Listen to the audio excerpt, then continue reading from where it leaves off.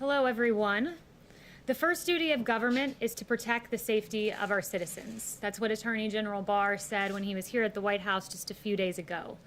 For 55 days in Portland, Oregon, we've seen lawlessness, anarchy, and destruction that threatens peace in our streets and the safety of our fellow American citizens and the safety of our brave law enforcement officers.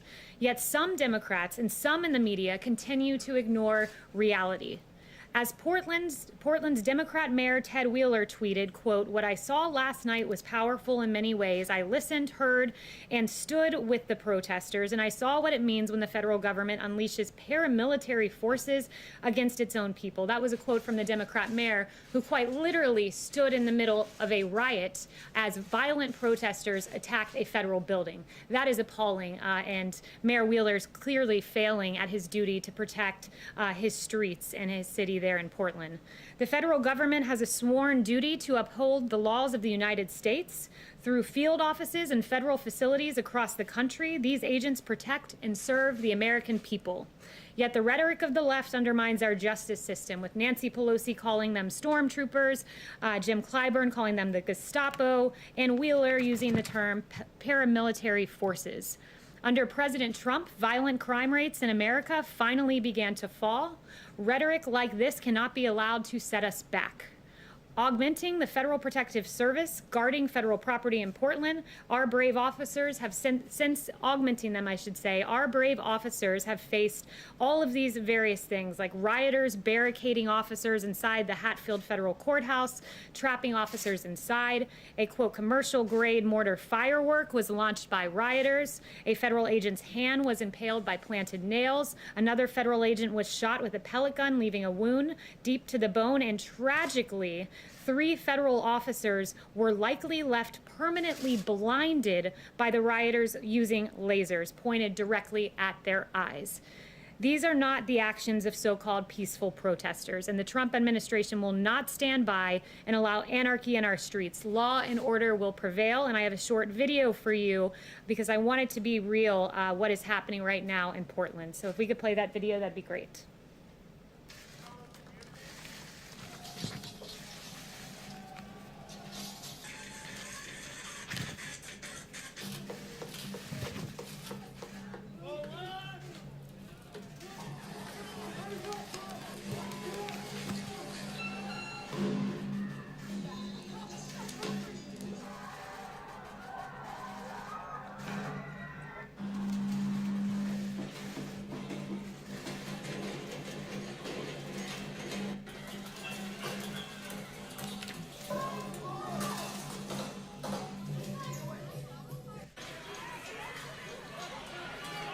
I hope someone kills your whole family. That wasn't me, homie. I hope they kill you too. I hope someone burns down your whole precinct with all y'all inside. Can't wait to see it. As you can see, that is anything but a peaceful protest, and this president will always stand on the side of law and order. And with that, I'll take questions. Yes. Thank you so much. I want to ask you about the convention, and then I have another question on foreign policy.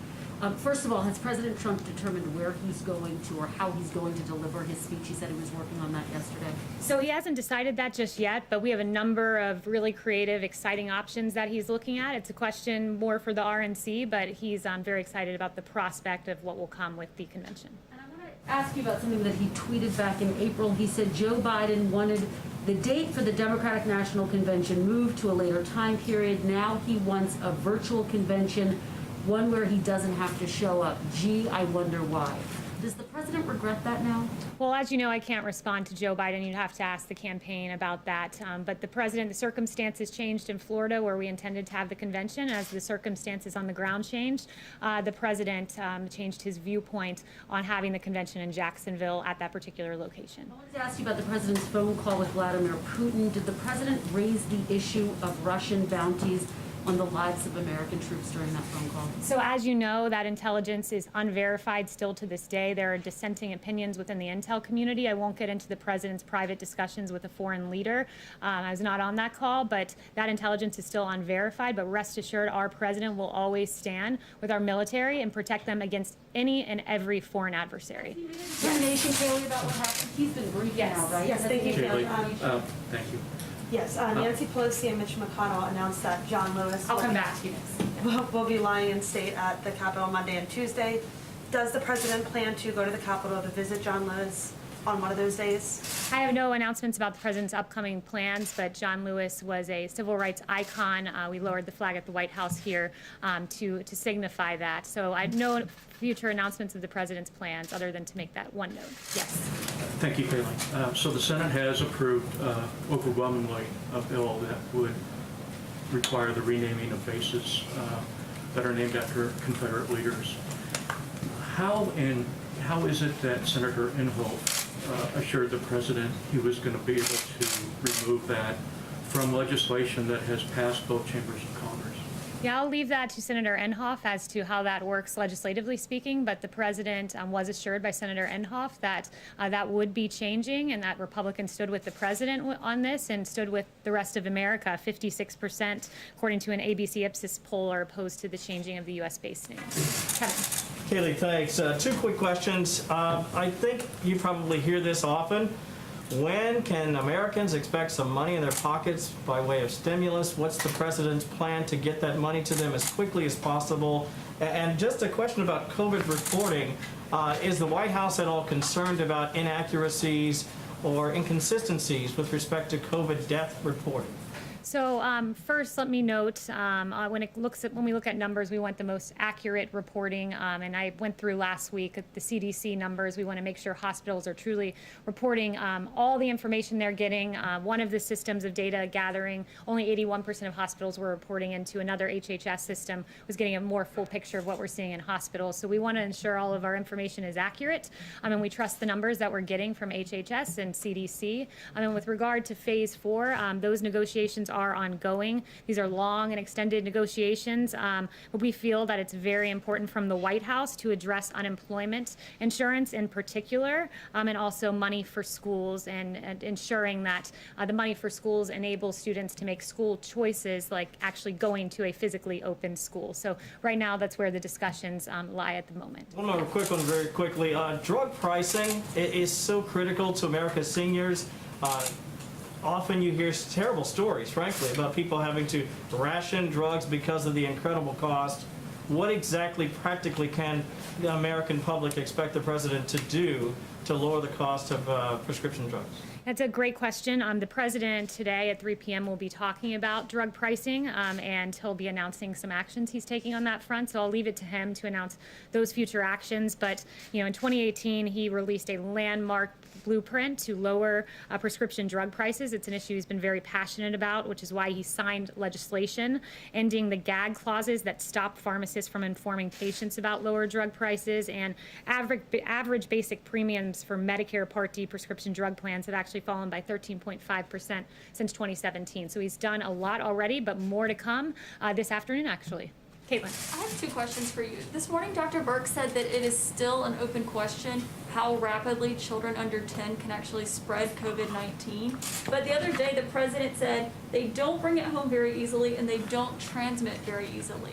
So shouldn't we figure out which one of those it is before kids go back to school? So let me give you two answers to this. First, I would point you to CDC guidelines that said based on current data, the rate of infection among younger school children and from students to teachers has been low, especially if proper precautions are followed. There have also been few reports of children being the primary source of COVID-19 transmission among family members. That's where the data currently stands. But that being said, even if there is transmission and later studies come out, let's say, we believe that students should be going back to school because the effect on a child, we know scientifically, they are not affected in the same way as an adult. Again, I'd point you to CDC guidelines on this that says the best available evidence indicates if children become infected, they are far less likely to suffer severe symptoms. Death rates among school-age children are much lower than among adults and far lower than during the H1N1 pandemic, for instance, when schools remained open. Yeah, and Dr. Dr. Burks noted that today, unless kids have an underlying condition, but she said they do not know how rapidly they can spread it still for if they're under 10, and that's one of the president's top advisors. So on the transmission point, I point you again to the CDC, but I would also say that it is our firm belief that that our schools are essential places of business, if you will, that our teachers are essential personnel. You all here are considered essential workers, which is why you were coming into the briefing room every day during the pandemic. Our meat packers were meat packing because they were essential workers. Our doctors were out there treating because they're essential workers, and we believe our teachers are essential.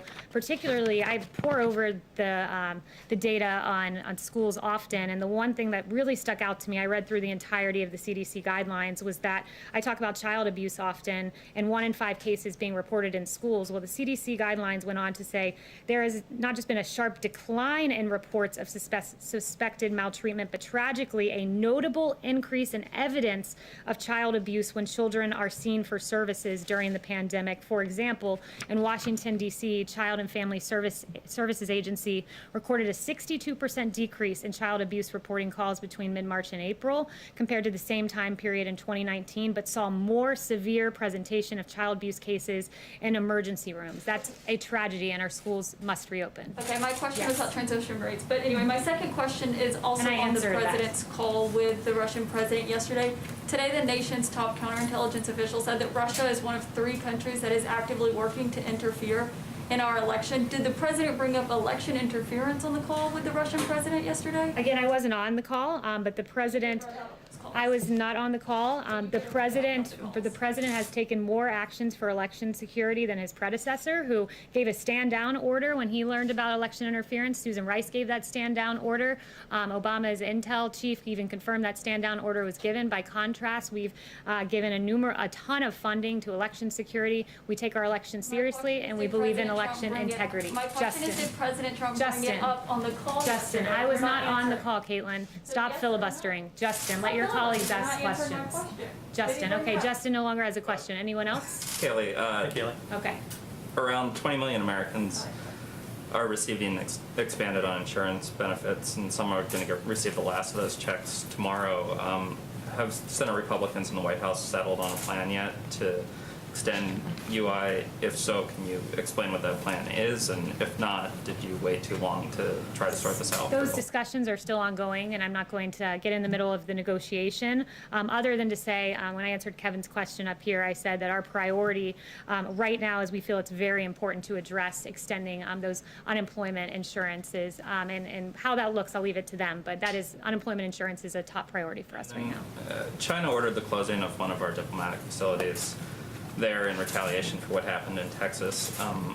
We haven't really heard from the White House. If you could spell out specifically why you guys decided to close the Houston facility. I know that there's obviously broad complaints that you've raised for weeks with China, but why Houston specifically? And secondly, if you had a reaction to the steps China took. Yes, our action to direct the closure of the PRC Consulate General in Houston was taken to protect American intellectual property and Americans' private information.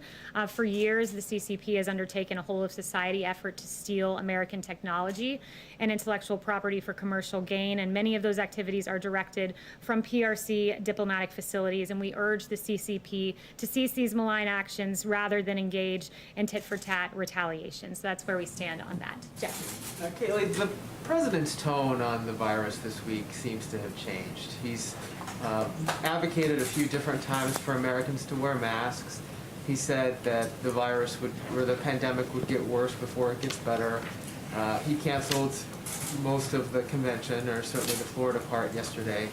All of these things were bad 2 months ago, even longer than that, and the science on masking has been clear for several months. What changed this week? Why did his tone change? There has been no change. The president said on March 31st, before there was even a recommended but not required guidance given by the CDC on mask wearing, the president already said, if you want to wear a mask, wear a mask. It doesn't harm anyone. And that was when our scientists even some of them were saying, don't wear a mask. So the president has been consistent on this. He wore a mask back at the Ford facility. He carries around in his pocket. He showed it to you multiple times. He hasn't changed. In fact, and just speaking on COVID generally, the way I've heard him talk privately in the Oval Office is is the way he's talking out here. The only thing that changed is the president taking dozens and dozens and dozens of your questions each and every day because he felt the best way to get information to the American people was for him to be out here answering your questions and providing this directly. The other part of the question, though, wasn't just about masking, although I would argue that if you look back and see when he called it politically correct, for example, that wasn't exactly agreeing with the science of wearing masks. But setting that aside, No, but let's not set that aside, because in that incident when he used the words politically correct, it was in reference, I believe you were asking him a question, was it? And right, and you were standing outside and you'd been tested and you were wearing a mask and he couldn't hear your question, so he asked for you momentarily to pull down the mask. So that was the specific context, and context does matter here. Okay, well, I didn't need to engage on that, but I was standing around other reporters and using the same mic that other people were using. That's why I left my mask on. Right, well, he could not hear your question. He asked for you temporarily to pull it down. Everyone in the press pool's tested, so scientifically you were not in a compromising position. But he hasn't changed his tone. But this president, the reason he wants to bring back these briefings is to get information out there. Like, we've done 52.9 million tests nationwide, 187 emergency use authorizations, for test manufacturing, 20 million swabs per month, use the DPA over 20 times. All of these great successes of this administration, like distributing 31,000 cases of remdesivir, enough to treat nearly 200,000 patients. None of this is getting covered. And you've got the best messenger, the duly elected president of the United States, talking directly to the American people and getting extraordinary ratings as they tune in to get information from their leader. My question wasn't about John. that last piece. I just want to clarify one thing, Kayleigh. Okay, John no longer has a question. Anyone else? I do, I just Kayleigh. want to John. clarify. I don't want to talk over it. Let me, if you don't mind, Jeff, maybe we can come back to you. I would like to finish my question. Yeah. Well, Yeah, but let me when ask my everyone in the question. front rows get 5 questions, people in the back row don't even get the opportunity to ask questions. Just that you're Thanks, not Kayleigh. answering the question. I want to ask about the Senate Defense Authorization Bill, which passed by a veto-proof majority yesterday, and the House earlier this week also passed their version of the defense bill, also by a veto-proof majority. And both of those bills contain mandates that the Pentagon rename these military bases, which are named in honor of Confederate generals. I want to ask you, does the president believe that his position, which we're all familiar with, it's helpful in terms of recruitment, specifically for African Americans? Explain how that position will help recruit African Americans in an all-volunteer military force. The president stands with the American people. 56% don't want to see the bases' names changed. Where he stands is in a place where many soldiers who have lost their lives overseas, the last ground that they saw were these bases, and by changing their names, he believes that it is not appropriate that those soldiers who lost their lives to be told that the ground that they I'm familiar with his left. position, and you just restated it very well, but I'm asking you specifically, how is this helpful for an African American who wants to volunteer for our all-volunteer military forces to go to a base that's named for a Confederate general that worked to still put and keep in place slavery, which impacted their ancestors? Because the bases are not known for the generals they're named after. The bases are known for the heroes within it, the great Americans, black, white, Hispanic, of every race who have died on behalf of this great country. And 56% of the nation agrees with the president. Your position that Yes. it won't impact Yes. it won't impact in any way recruitment is what your position is. Next question. I've Is that a already yes answered that or one no? twice. It's just a yes or no. Kayleigh, I want to circle back to school choice, which you mentioned a few minutes ago. So that means the potential for shifting federal funds away from schools that don't open so that parents can use those funds for homeschooling or for private schooling. The president vehemently opposes defunding police. Why is defunding public schools okay? So the president has never wanted to take money away from schools, take money away from education. It is about keeping it with the child. The purpose of school funding is to educate a child.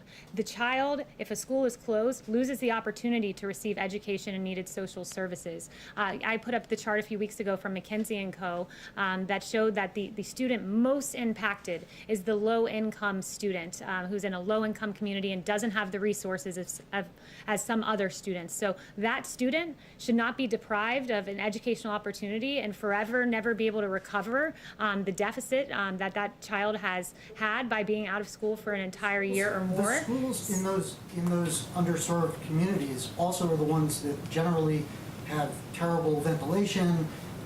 They need the most money for upgrading. If this money is shifted away from those schools, how will they ever get into a situation where they could, in the case of a pandemic, properly serve their population? Well, your question's a bit befuddling because if the problem is ventilation in schools and the school's closed and you're fixing the ventilation, the student isn't even in the facility because the school isn't even open. The whole point is the student deserves an educational opportunity and a good educational opportunity, which is why the money must follow the student. And I would also note in the CDC guidelines that they said, with regards to food in particular, that there are 15 million children participating in the school breakfast program, 30 million in the school lunch program, and they said, quote, "It is difficult to maintain this type of school nutrition program over the long term." And they were talking about how we've managed to get meal services throughout the periods of school closures, but they went on to say it's difficult to maintain this type of program over the long term. There are severe consequences. I've mentioned the child abuse, the loss in education, and also when it comes to nutrition services as well. Yes. Kayleigh, with the payroll tax cut now off the table, is there anything that the White House considers a red line in negotiations with Democrats? And then also I have another question. Yeah, I'm not going to get into red lines. These negotiations are ongoing, and I'm not in the middle of them, so I'll wait to find out what the conclusions of those negotiations are. But I would just signal what I said at the top of this briefing about unemployment insurance being very important. And then President Trump called off the convention in Florida, citing safety. Does that give him pause for any of his future upcoming travel, like to Texas next week, which is a hot spot? We take all necessary precautions, and we protect the president, his staff, and we make sure that we're following the guidelines and social distancing, and so we don't have concern about future travel. Yes. The accusations that China is stealing intellectual property are not new, but why came this order to shut down the consulate in Houston now, roughly 100 days before the election? I'm not going to give any further information about our intelligence from the briefing podium other than to note what I told Justin earlier on that particular matter. Yes. Thank you, Kayleigh. On the question of reopening schools, yesterday, just minutes after the president announced that he was going to cancel the Republican convention events in Jacksonville, he also made the case again for reopening schools. So why is it not safe to hold a Republican convention, but it is safe to reopen schools? Yeah, the schools are a different situation when you have children who, as the CDC guidelines clearly note, are not affected in the same way as adults. We can make certain arrangements like social distancing in schools and follow the CDC guidelines that have been laid out and they're the best world guidelines I referenced. We can get our schools up to the best place we can get them in, especially if we're given additional school funding, the $105 billion that was mentioned that we are keen to see in a phase 4. So it's a different scenario when you have packed adults in the room versus these students that we can make precautions and take measures to protect. Yes. Thank you, Kayleigh. I have a question about COVID, but first I want to ask about the use of federal officers. Does the president believe he has the power to send DHS agents and officers anywhere in the country that he wants to? The president believes that his authority is with regard to DHS, which is distinct from DOJ. There's Operation Legend, which is primarily led by DOJ, and that's just providing extra FBI and ATF and DEA agents to already existing places. It's just surging extra personnel in places that are out of control, like Chicago, for instance. Separate and distinct from Portland, which is DHS, and his power pertains to 40 U.S. Code 1315. I read that statute for you in the last briefing, so I won't bore you with reading it again, but that's with protecting federal property. So those are the two lanes that we've acted on and look at. For those DHS, those officers and agents, does he believe he has the power to send them anywhere he wants? He believes they're there to protect federal property, so I'll leave it to you to determine where's federal property. And just to follow up on that, I mean, has the president reminded those federal agents and officers that their constitutional obligation to not violate search and seizure rights, to not take people into custody without probable cause? Well, Chad Wolf is leading this operation over at DHS, and he has made clear that his officers are acting within the bounds of the law. Of course, we encourage everyone to act within the bounds of the law and the Constitution. The president said he loves the Constitution. We haven't heard him speak about that particular part of the Constitution in this context. President Trump has repeatedly said that he wouldn't watch sports or support sports if players continue to kneel. So why has he agreed to throw out the first pitch at the Yankees game next month considering that baseball player is not at last night's games. Yeah, I'll leave it to him as to address the Yankees game. He's very excited to throw out the first pitch, and I was not a part of the discussions as to how that's going to work in terms of the first pitch. I've learned about it when you guys did, and he's very excited to throw it out. Yes. Thank you, Kayleigh. 2 questions. We understand that the governor of Florida is on campus today. Can you confirm and can you talk about that visit? Will he be meeting with the president? Yes, Governor DeSantis is here. He's here to be a part of the drug pricing event, but he will be talking and meeting with the president further to discuss COVID and other matters. Okay, will they be discussing the convention? I had 2 questions, if I may ask the second one. This is why I like to save time for you guys in the back. I appreciate it. So often get to. Yeah. Yes. Do you have any guidance on when the president will be signing that immigration order that he's been talking about on DACA? Yeah, so no guidance other than to say I laid out that he would have a merit-based EO and he really would like a legislative fix for DACA and would like Democrats to come to the table, but no guidance on timing just yet. Chanel.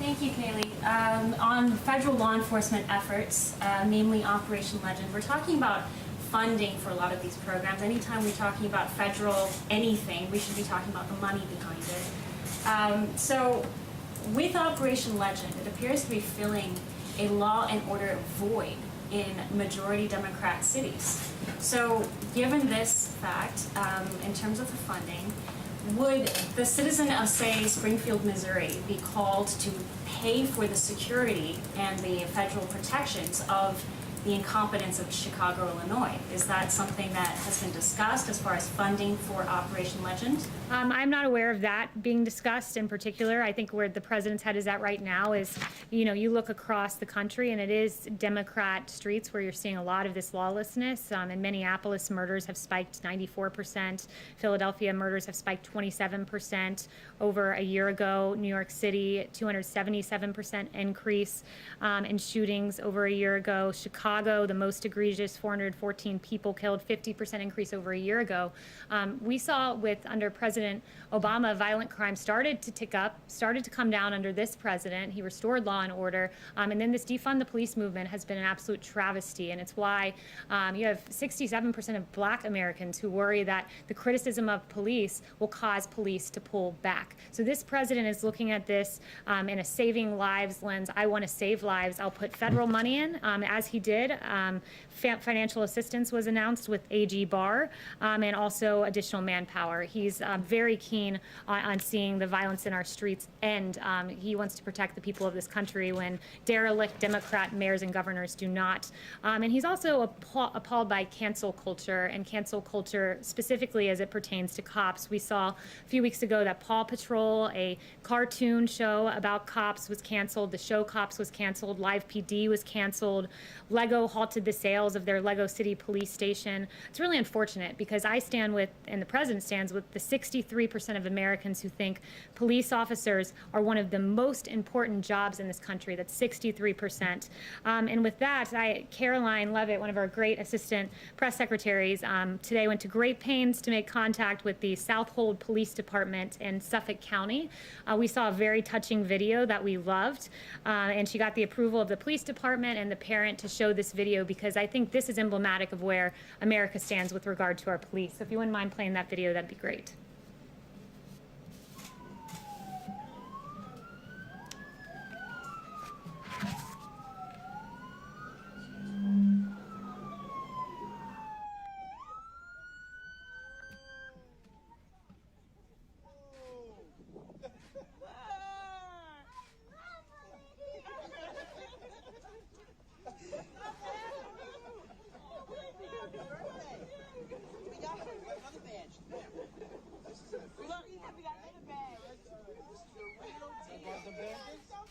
Thank you.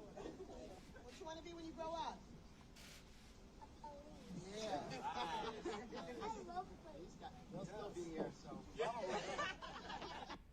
Thank you to our heroic police department around the country. America stands with you.